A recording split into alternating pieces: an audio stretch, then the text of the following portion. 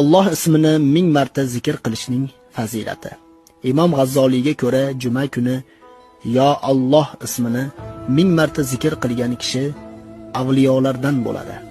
Har kuni 1000 marta yo Alloh ismini zikr qilgan inson ma'naviy yuksaladi va sog'lom qalbga erishadi. Juma kuni juma namozidan oldin 100 marta Alloh deb aytgan har bir kishining orzu va istaklari amalga oshadi. Allohning bu sharafli go'zal ismini 200 marta bemorga o'qib dam solinsa, o'limi kelmagan bo'lsa, bemor shifo topadi. Kimki yo Alloh ismini zikrida bardavom bo'lsa, uning qalbidan Alloh sevgisidan boshqasi o'chiriladi. Ilohiy ko'rinishlar, nurlar qalbingizni to'ldiradi.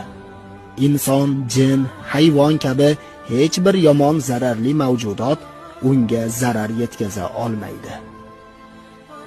Bu ismni yozib, yonida olib yurib, bir vaqtni o'zida tili bilan zikr qilib yursa, juda sovuq havoda yursa ham sovuq ta'sir qilmaydi.